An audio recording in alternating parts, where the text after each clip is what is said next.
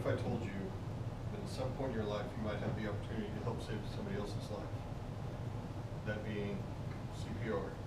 Now, you don't need all the fancy equipment that we carry on the truck, the hundreds of thousands of dollars worth of stuff we actually carry. All you need is your hands and a skill set. What we're going to be talking about today is the importance of why I believe everybody should know how to perform and when to recognize CPR, a CPR situation. We're going to be going over some facts and some research, as well as why it's important, and also how being proficient can reduce the stress of the situation from both personal experience, being a firefighter for 12 years, as well as a more credible source, the American Heart Association, which is where most of this comes from. I'm getting right into it. Some statistical information that the American Heart Association put out, and just a study done from the years 2007 to 2014. They have performing CPR has reduced the death rate by 14.9%.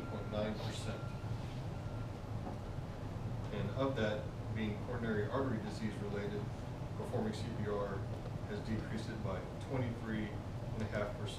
Those are pretty big numbers considering how often people die. And the most significant changes happen in the Hispanic and African American communities. Some research information. The Sarah Ross Sauter Center for Women's Cardiovascular Research at New York University Medical Center focuses on the heart attacks in women and related to stress, and new efforts to prevent and reverse heart disease. A research company called One Brave Idea, which is funded by the American Heart Association, is given $75 million a year to research the effectiveness of CPR. And there are over 33,000 professional members from over 110 countries that collaborate and share information, and this is what the American Heart puts out as the new curriculum for CPR. Now, as we know, time is muscle. So if somebody falls down in a cardiac event and you are not performing CPR, that is time spent that their blood is not perfusing, their brain is not getting the oxygenation or the blood that it needs, as well as the other vital organs. So with that being said, in 2016, the American Heart Association adopted this hands-only CPR, which means you stop with rescue breathing, because they believe compressions are that important.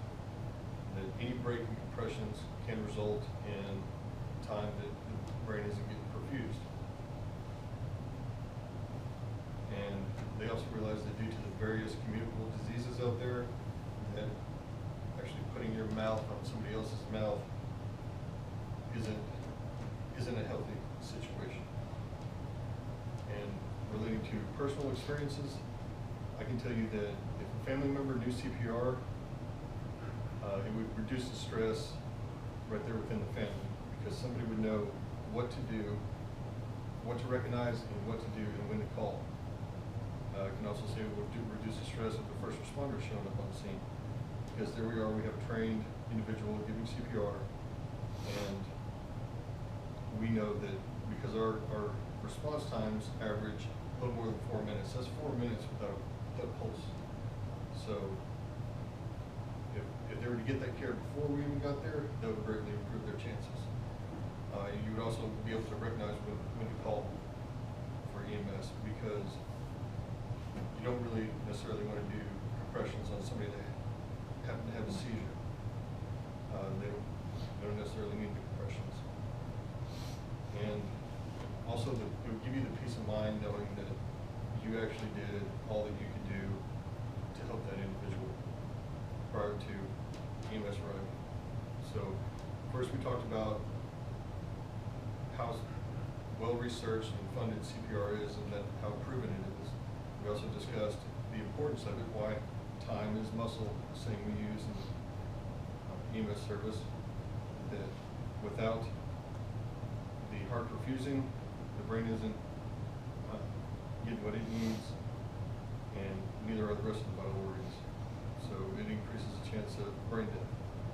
And we also talked about just knowing that, the feeling of knowing that you did all you can do, and what you did all you can do to help